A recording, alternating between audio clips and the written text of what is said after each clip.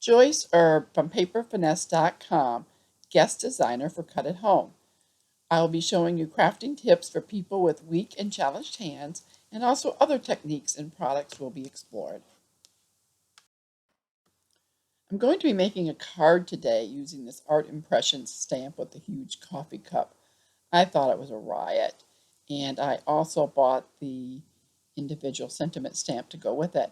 I'm using this hex chart put out by Sandy Allnack, and what it does is it helps pick out colors to use within a range instead of being ordered by specific numbers.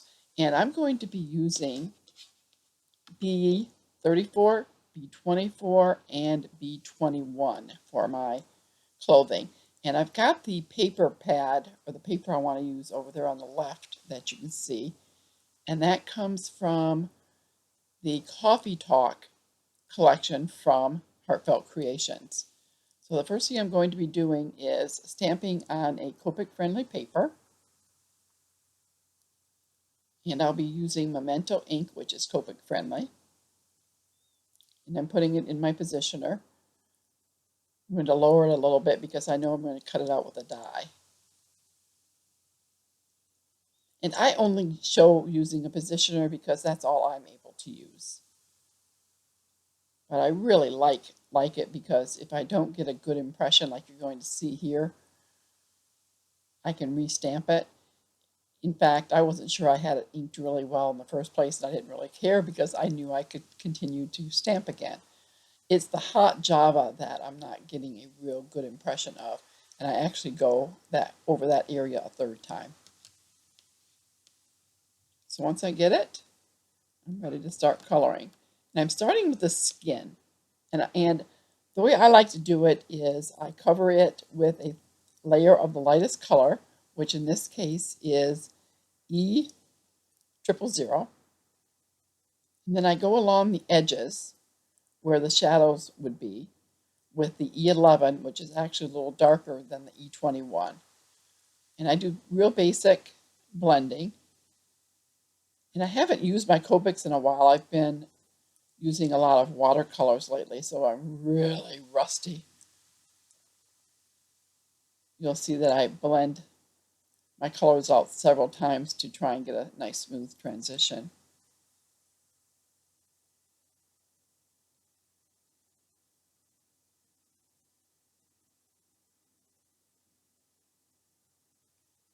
So I went back with the dark to deepen the shadows again. Same with the blue. I'm going in with my lightest blue, which is B21, and putting a layer on just to saturate the paper.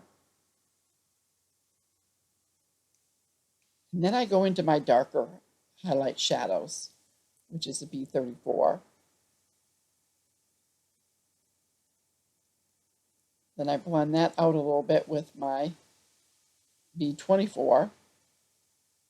And then I smooth it out with the B21. And then I repeat the whole thing again. I don't know if you noticed or if you caught it, but I missed the right hand when I was coloring the skin. I do catch that, and I colored it off camera.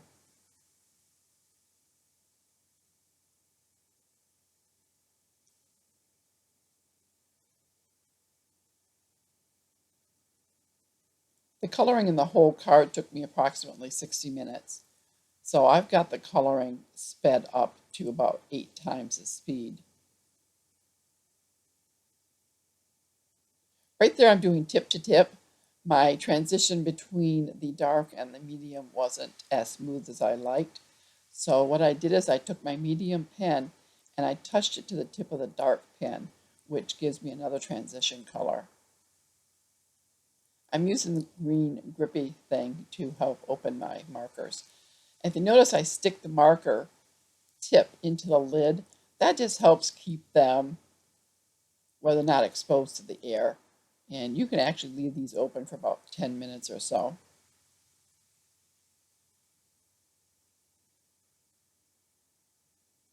But I find it's a lot easier to color when I've got all the colors I'm going to use within a color series open.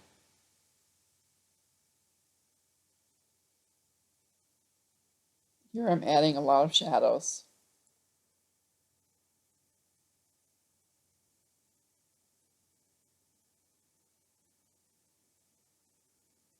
In fact, between the shadow and the midtone, I didn't have much of the highlight left, but that's all right.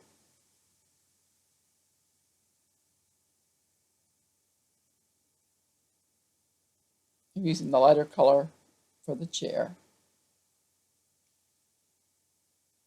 The hair, I'm using E43 for the light. I just put a coat of light, and then the E44, I just follow the lines of the design. Kept it real simple, real basic. And I use that E44 to do a little highlight on the, or shadow on the chair. Going back and I was touching up, or I added some color on her cheeks. Now the earrings, I actually used my fluorescent. I think it's the first time I've used my fluorescent color, and that was FYG2 and YG11 for the earrings, and I used the fluorescent color for the shoes.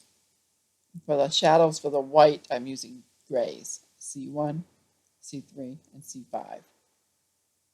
I also use that on the straw and on the lid of the cup.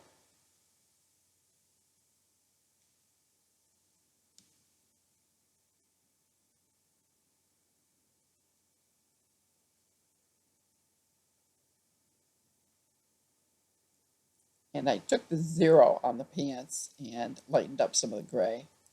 Actually, I use it on all my gray. I thought I had a little bit too much gray. I used one of the smaller frames from the distressed edges from Spellbinders. And I'm going to take the Faded Jeans Distress ink and sponge on the edges. And I should know that the sponging isn't going to work very well for me. I can get the very edge pretty good, like I'm doing right there with the sponge. But I used to be able to work these sponges pretty well, but these days, not so much. It's when I try to go in, you'll see right there, I'm going to have a splodge that I wasn't nuts about. It's not smooth enough. So I'm going to continue doing just the edges with the sponge, and then I'm going to switch tools. I'm going to use this brush. I cut the frame out for my sentiment from the Botanical Bliss Spellbinders die. It's one of the newer ones that I featured recently on a video. And I cut out a piece of the paper from the collection, and I tried it on both a navy and a brown card base, and I decided to go with the brown. And I'm going to switch to this brush. It's an ink duster. I'm going to ink it up, and I'm very lightly brushing over some of the white area, and this gives a much smoother transition for me. I don't want total coverage, but I don't want the stark white either. See, I'm trying to fiddle with that area where I've got that little splotch that I didn't like. Really wasn't able to do much with it, but I tried. But it looks okay. No big deal.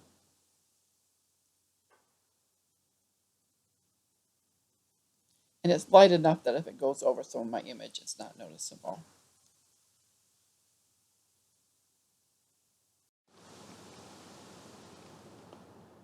I had cut out another piece of paper from the Coffee Talk paper collection from Heartfelt Creations. This was it, to mat behind the focal point, but I didn't like it.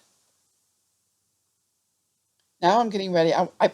Really want to put real coffee beans on here, but it would require me putting it into a padded envelope, and I really didn't want to do that, which is why I did not pop dot up the focal image. If I were to give this to someone in person, I would pop dot up the focal image, and I'd use the whole coffee beans. Here I tried smashing a coffee bean just to see if I could get some big chunks and if I could do it. And I did. I didn't take a lot of effort at all with my elbow. I just pressed down on the acrylic pad and smashed them up in nice big chunks. So I'm able to glue them on. I used the Dries as Clear, the Art Institute, my favorite glue. And I just adhered it. I shake off the excess and then put it aside to dry.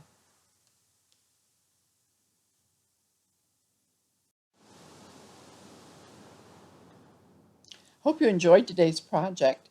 Here I included both samples, and the product and the written instructions are at the Cut at Home blog. And the products featured today was the Coffee Talk paper collection from Heartfelt Creations and Spellbinders Distressed Dies, and also the Botanical Bliss die. Please subscribe to Cut at Home and also to my channel at Paper Finesse. Have a great day.